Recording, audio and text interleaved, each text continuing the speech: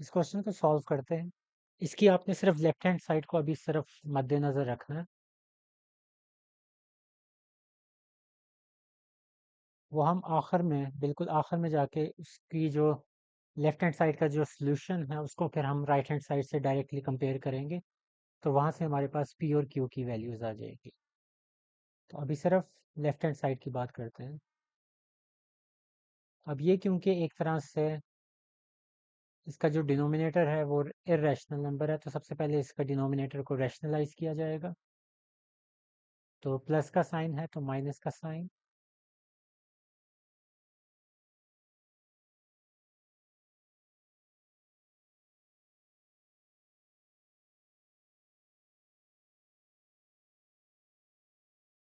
Denominator में आपको पता है क्या होता है, फॉर्मूला अप्लाई होगा, ए स्क्वेयर माइनस बी स्क्वेयर। ऊपर आप इसकी बारी बारी मल्टीप्लिकेशन कर दें। 8 को पहले 4 से मल्टीप्लाई करें तो आपके पास 32। फिर 8 को आपने इसके साथ मल्टीप्लाई करना है 3 स्क्वायर रूट 2 के साथ, लेकिन 8 क्योंकि आपके पास रैशनल नंबर है तो वो सिर्फ रैशनल नंबर के साथ ही मल्टीप्लाई होगा। तो 8 मल्टीप्लाई बाई 3 24। और ये जो स्क्वायर रूट 2 है ये ऐसे ही आ जाएगा। फिर आपको 8 का काम ख़त्म हो गया, फिर आपको -3 स्क्वायर रूट 2 को 4 से मल्टीप्लाई करना है। तो -12 स्क्वायर रूट 2 हो जाएगा, क्योंकि सिर्फ 4 और 3 आपस में मल्टीप्लाई होंगे। फिर आपने मल्टीप्लाई करना है -3 स्क्वायर रूट 2 को -3 स्क्वायर रूट 2 के साथ। माइनस माइनस क्या हो जाएगा, प्लस। 3 को 3 से मल्टीप्लाई करें क्या हो जाएगा, 9। और स्क्वायर रूट 2 के साथ मल्टीप्लाई होके क्या हो जाएगा, स्क्वायर रूट 2 का स्क्वायर, क्योंकि एक जैसी वैल्यूज जब मल्टीप्लाई होती हैं उनका क्या हो जाता है, स्क्वायर हो जाता है।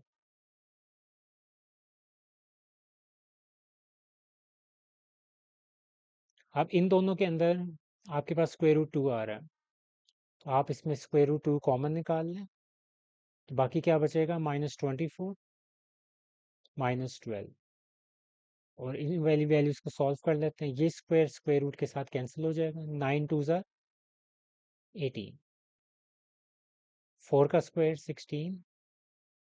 3 का स्क्वायर हो जाएगा 9, क्योंकि आपके पास ये बेसिकली दो वैल्यूज होती हैं इस तरह। तो 3 का अलग से स्क्वायर लेंगे और स्क्वायर रूट 2 का अलग से स्क्वायर होगा।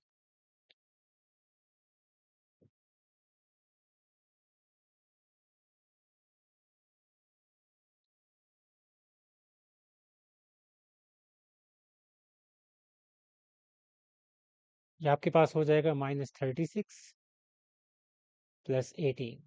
इसी स्टेप के अंदर आप 18 और 32 को ऐड भी कर सकते हैं। ये स्क्वायर स्क्वायर रूट के साथ कैंसिल हो जाएगा, 9 2 ज़ा 18।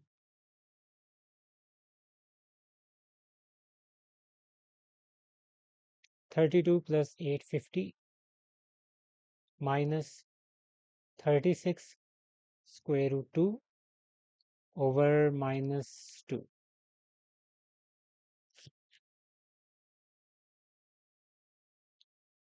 अब ऊपर आप 2 कॉमन निकाल लें तो क्या बचेगा, 25 -18 स्क्वायर रूट 2 डिवाइडेड बाय -2।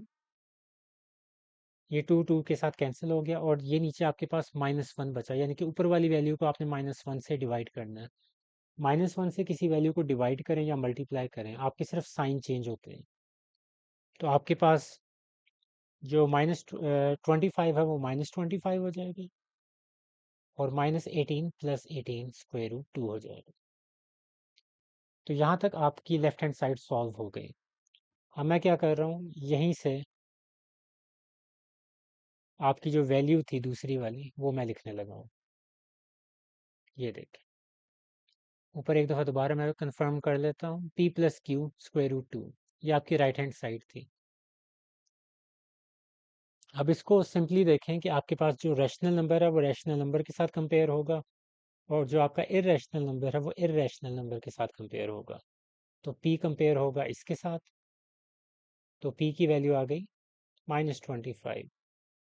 अब दोनों जगहों पे स्क्वायर रूट 2 तो है, तो स्क्वायर रूट 2 के साथ वाली वैल्यू क्या है, इधर आपके पास q है, इधर आपके पास 18 है, यानी कि q इज इक्वल टू 18।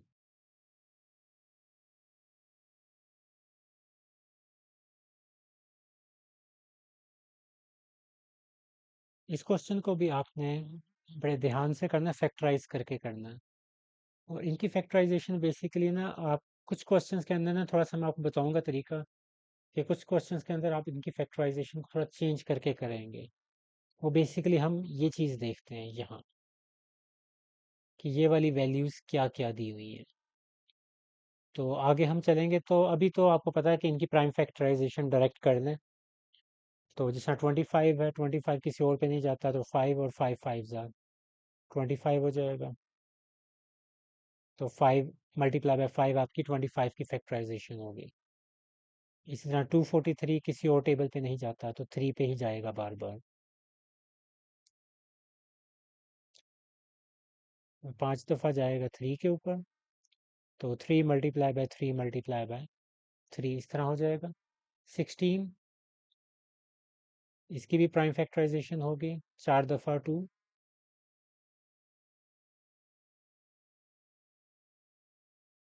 और फिर आपके पास 8 आ गया।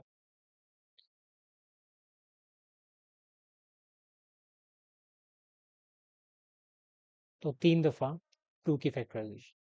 तो ये वाली वैल्यूज़ आप इधर इंसर्ट करेंगे, लेकिन इंसर्ट करने का तरीका ये नहीं है कि इस लेवल पे ये नहीं होता कि आप ये बारी बारी सारा लिखना स्टार्ट कर दें कि 5 मल्टीप्लाई बाय 5 और ये।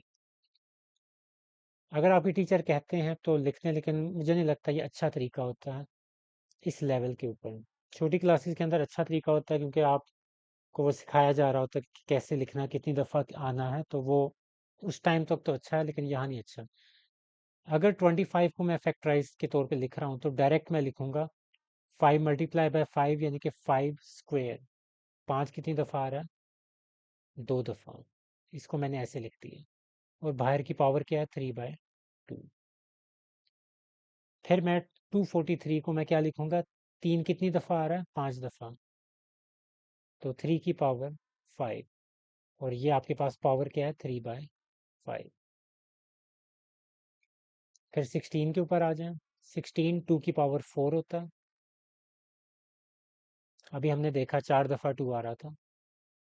और आगे पावर 5/4।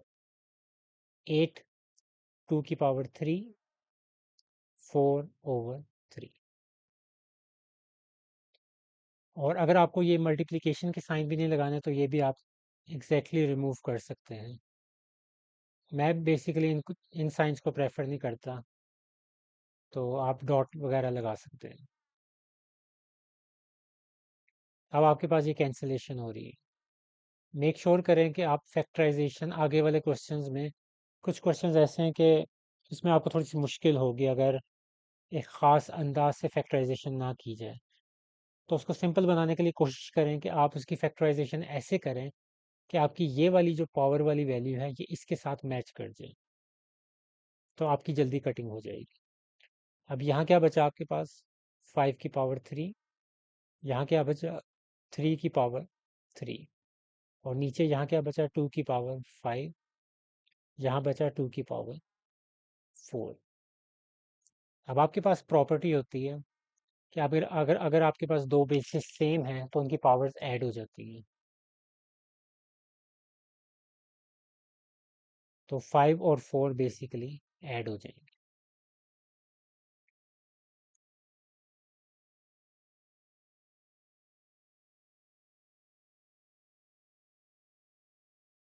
अब इसको आपने डायरेक्ट कैलकुलेटर से करना है, उस तरह भी किया जा सकता है, या एक एक करके करना तो वैसे कर लें। 5 की पावर 3 कितना होता है? 125। 3 की पावर 3 आपके पास होता है 27। और 2 की पावर 9 कितना होता है? 512। और बाद में ऊपर वो जो दो वैल्यूज़ हैं, इनको आप मल्टीप्लाई कर दें, तो आपके पास आ जाएगा 3375 डिवाइडेड बाय 512। तो ये आपके पास आंसर आ जाएगा। इसकी मज़ीद आपने कोई कटिंग वगैरह नहीं करनी, और हो भी नहीं सकती। हो भी नहीं सकती, तो यही आपका आंसर। ये क्वेश्चन थोड़ा सा देखने में थोड़ा सा मुश्किल लग रहा है, लेकिन इतना भी मुश्किल है नहीं। तो सबसे पहले 54 को देख लें। इसकी फैक्टराइजेशन क्या होती है? 2 से हम स्टार्ट करेंगे, 27, और फिर 3, 3, 3। तो इसको हम लिख देते हैं 2 मल्टीप्लाई बाय 3 की पावर 3। इस मल्टीप्लिकेशन की जगह पे मैंने ये डॉट लगा दिए। अब इसको देख लेते हैं, 27 क्या हो गया ये देख सकते हैं, 3 की पावर 3। तो 27 को मैंने लिख दिया 3 की पावर 3। बाहर आपके पास क्या है? 2x। और एक और चीज़, ये मैंने आपको पहले बताया हुआ कि जब हम क्यूब रूट ख़त्म करते हैं तो बेसिकली वो आपका जो क्यूब रूट की आपकी वैल्यू होती है ना, वो आप डिनोमिनेटर में लिख सकते हैं पावर के, ऐसे।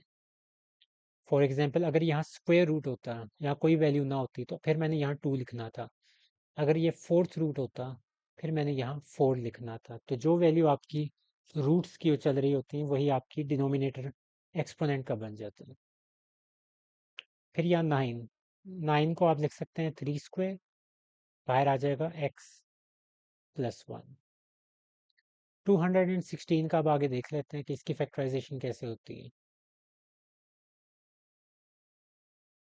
108, 54, और आगे फिर वही यही वाली फैक्टराइजेशन चल पड़ी है।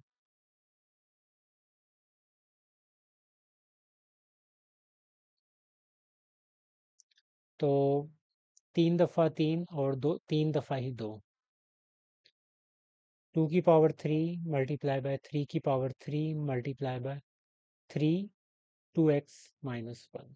इसको हम इस तरह लिख सकते हैं।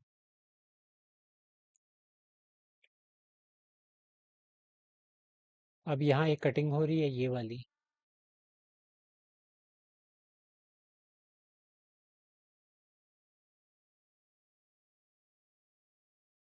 इनको आप मल्टीप्लाई कर दें, पावर की पावर है तो पावर आपस में मल्टीप्लाई हो जाएगी।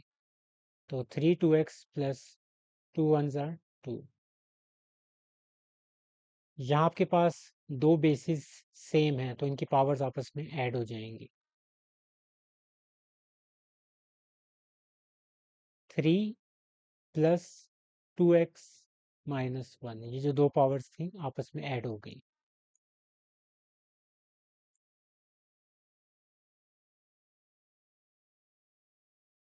ये भी दो सेम बेसिस हैं, इनकी पावर्स भी आप ऐड कर दें। 2x plus 3।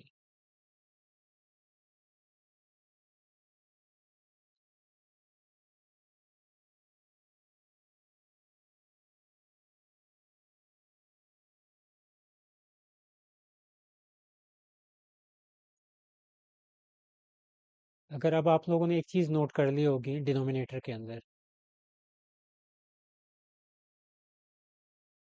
वो ये कि ये दो सेम वैल्यूज आ रही हैं और बीच में प्लस का साइन है, तो यानी कि आप इसको कॉमन निकाल सकते हैं। तो 3 2x प्लस 2 दोनों जगहों से निकल जाएगा। जब इस जगह से 3 2x प्लस 2 निकलेगा तो यहाँ कुछ भी नहीं बचेगा, यानी कि 1। फिर बीच में ये प्लस का साइन आएगा, और इस साइड से जब ये वैल्यू निकलेगी तो 2 की पावर 3 आ जाएगी।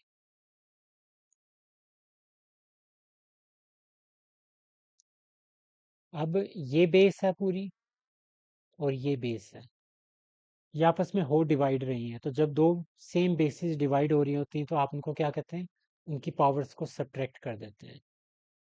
तो 3 ऊपर वाली पावर सब्ट्रैक्ट नीचे वाली पावर, ऐसे।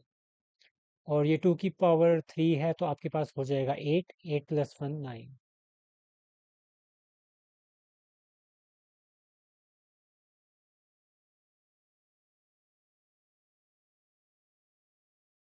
ये माइनस की वैल्यू अंदर चली जाएगी।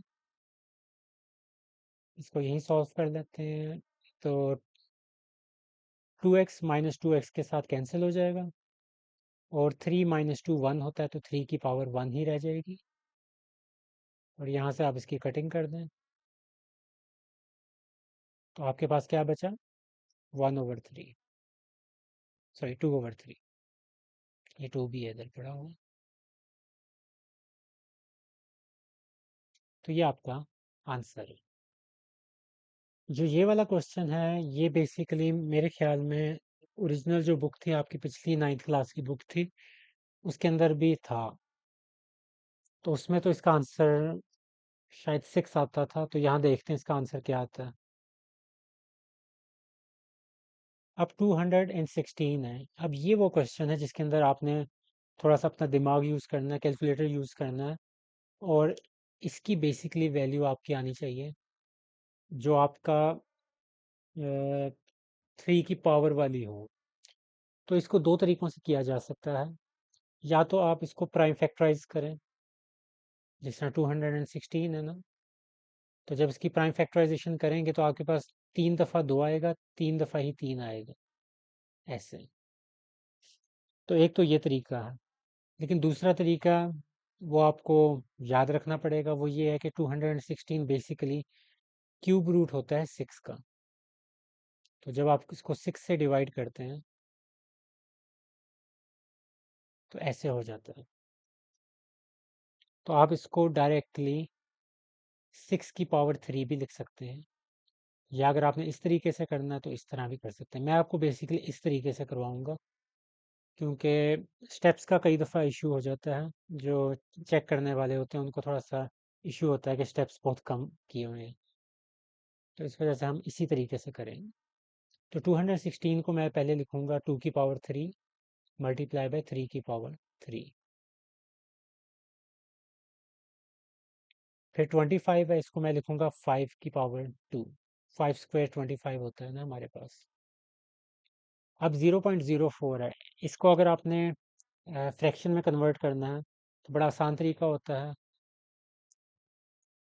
डेसिमल के बाद जितने नंबर्स जितने डिजिट्स होते हैं वो आप नीचे ज़ीरो लगा देते हैं, तो ये बेसिकली 4/100 हो जाएगा। छोटे होते आप ये चीज़ें पढ़ते थे ऐसे।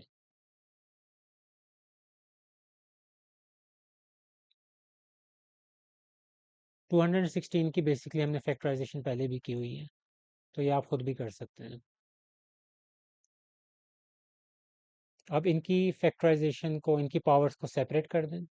2/3 मल्टीप्लाई बाय 3 की पावर 3 2/3। ये इसके साथ कैंसिल आउट हो जाएगा, तो आपके पास खाली 5 बच गया। अब यहाँ हमारे पास जो वैल्यू आ रही है ना, ये आपके पास अच्छी नहीं लग रही देखने में, क्योंकि आपके पास जो नेगेटिव पावर्स होती हैं, नेगेटिव एक्सपोनेंट्स होते हैं, वो कभी भी इनकरेज नहीं की जाती। तो इसको जब आप रेसिप्रोकल करें ना, 100 ऊपर ले आए, 4 नीचे ले जाएंगे, तो ये आपकी जो पावर है वो पॉजिटिव हो जाएगी। तो रेसिप्रोकल करने से आपकी जो पावर्स होते हैं उनके साइन चेंज होते हैं बेसिकली। तो 100/4 अगर मैं इस तरह लिखूंगा तो आपके पास अब हो जाएगी 3/2। नेगेटिव पावर से पॉजिटिव पावर होगी। अब यही चाहिए था। अब यहाँ भी कुछ कटिंग हो रही है, ये और ये। अब आपके पास 2 है और उसका स्क्वायर रह गया। 2 स्क्वायर कितना होता है? 4। यहाँ 3 है और ऊपर स्क्वायर है, तो 3 स्क्वायर कितना होता है? 9। अब 100 किस चीज़ का स्क्वायर रूट होता है?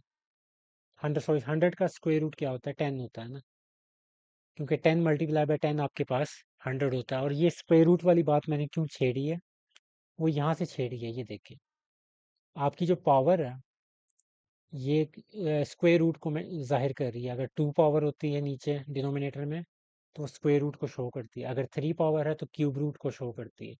तो आपका जो माइंड सेट है वो उसको भी आपने वहीं शिफ्ट करवाना है अपने, कि अगर 2 आ रहा है तो फिर आप स्क्वायर रूट्स के जुमरे में उसको सोचेंगे कि कैसे हो सकता है। तो 100 10 का स्क्वायर हो गया, 3/2। 4 किसका स्क्वायर रूट, 4 किसका स्क्वायर होता है? 2 का। 2 2 4 होता है ना, तो 2 स्क्वायर और 3/2। मैंने साथ ही दो स्टेप एक साथ किए हैं। एक तो मैंने इनको स्क्वायर की फॉर्म में लिखा है, 100 को 10 की 10 स्क्वायर और 4 को 2 स्क्वायर, और साथ ही मैंने इन दोनों की पावर्स को भी सेपरेट कर दिया है। न्यूमरेटर की पावर अलग, डिनोमिनेटर की पावर अलग। ये याद रखना कि ये मेन आपकी जो बोल्ड मैंने की है, ये मेन आपका फ्रैक्शन का पार्ट है।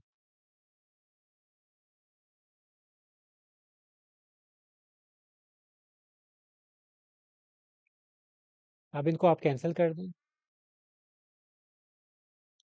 10 की पावर 3 कितना होता है आपके पास? 1000। और जब डिनोमिनेटर का डिनोमिनेटर होता है ना, वो हमेशा आपका न्यूमरेटर बन जाता है। जिस तरह ये आपका मेन डिनोमिनेटर है, ऊपर वाला पार्ट न्यूमरेटर है ना, ये डिनोमिनेटर है।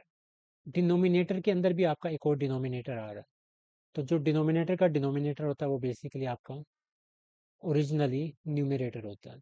तो इस चीज़ को मैं इधर लिख सकता हूँ ऐसे, ये 2 की पावर 3 ये ऊपर आ गया। अब यहाँ से आपने सिंपली सॉल्व करना है।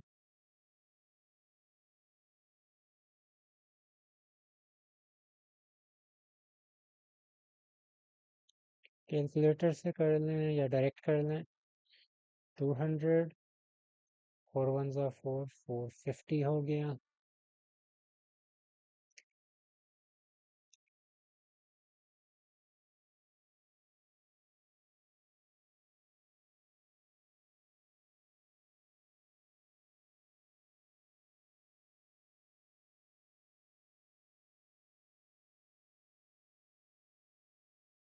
अब यहाँ तक आपका आंसर आया, लेकिन ये आंसर है नहीं। क्योंकि एक चीज़ मैंने अभी तक शुरू से मिस की हुई है, वो ये है कि आपकी पूरी ओवरऑल भी एक स्क्वायर रूट चल रहा था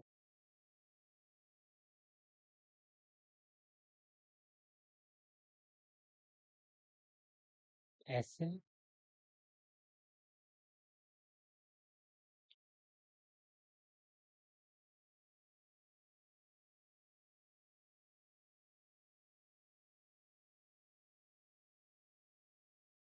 तो ये आपका फाइनल स्टेप है। 36 स्क्वायर रूट क्या होता है आपके पास? 6 होता है, क्योंकि 6 6 36 होता है। और 25 स्क्वायर रूट क्या होता है आपके पास? 5, क्योंकि 5 5 25। ये आपका आंसर है। ये क्वेश्चन बेसिकली फार्मूला होता है आपके पास, और इसको आपने फार्मूला के ज़रिए सॉल्व नहीं करना, बल्कि मल्टीप्लिकेशन, सिंपल मल्टीप्लिकेशन के ज़रिए आपको सॉल्व करना है। A1/3 इन तीनों वैल्यूज़ के साथ पहले बारी बारी मल्टीप्लाई होगा। सबसे पहले A1/3 A2/3 के साथ,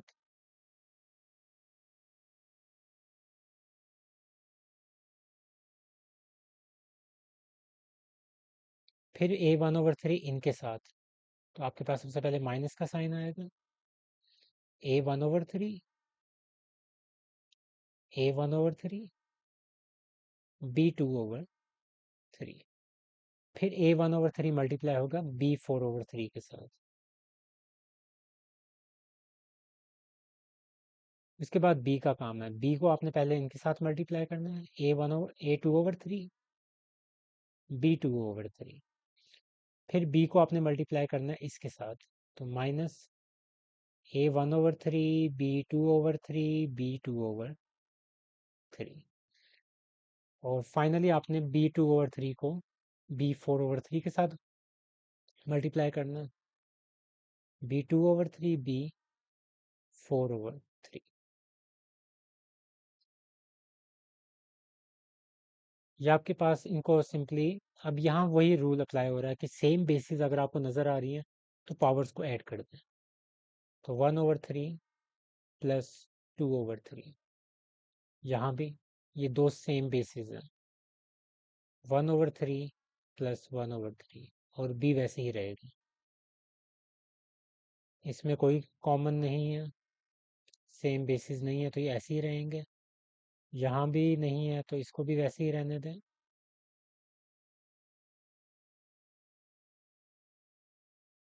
यहाँ आपके पास ये बी सेम बेसिस है,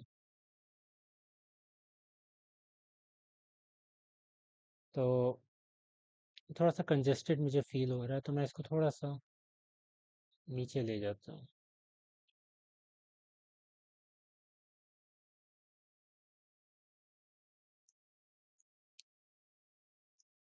B2/3, B2/3, तो इनको आपने आपस में ऐड कर देना।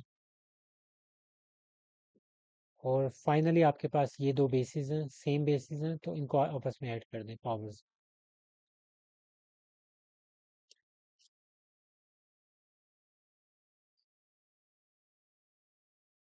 इस जगह पे अगर आप पहुंच गए हैं तो इनको यहाँ आपको ना डायरेक्ट कैलकुलेटर से ऐड करना है। ज़्यादा फोकस करने की ज़रूरत नहीं है कि कौन सी वैल्यू एलसीएम लें बारी बारी, इतना ज़्यादा स्टेप्स करने की ज़रूरत नहीं है।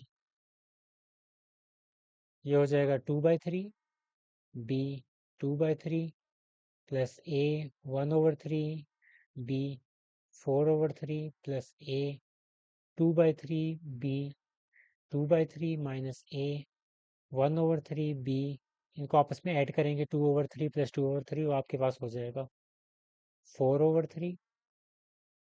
ये आपके पास हो जाएगा 6/3। इनको अगर आप ऐड करेंगे ये आपस में कैंसिल भी हो जाएंगे, तो बी स्क्वेयर रह जाएगा आपको। अब ये देखें कैंसिलेशन हो रही है, इसकी इसकी सेम वैल्यूज हैं, डिफरेंट साइंस। सिमिलरली इनकी भी कैंसिलेशन हो रही है, सेम वैल्यूज डिफरेंट साइंस। तो फाइनल वैल्यू आपके पास क्या बची? ए माइनस बी और सॉरी प्लस। तो ये आपका आंसर है।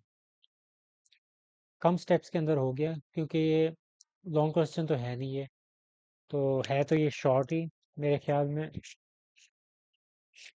दूसरे जो हैं, जो तीसरा पार्ट है वो लॉन्ग में हो सकता है, लेकिन ये वाला अभी कोई आइडिया नहीं है कि, क्योंकि अभी नई नई बुक का जो पिछली बुक के अगर हिसाब से देखा जाए तो ये आपका जो ये क्वेश्चन जो भी चल रहा है, 5 जो क्वेश्चन है इसके हिसाब से ये वाला बेसिकली इम्पोर्टेंट लॉन्ग में शुमार किया जाता था, अगर इसको पिछली बुक के मुनासबत से देखा जाए ये वाले जो क्वेश्चंस थे।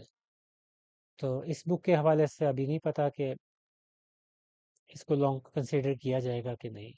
स्टेप्स तो वैसे शॉर्ट ही हैं इसके, 3-4 स्टेप्स होते हैं। तो ये इसका आंसर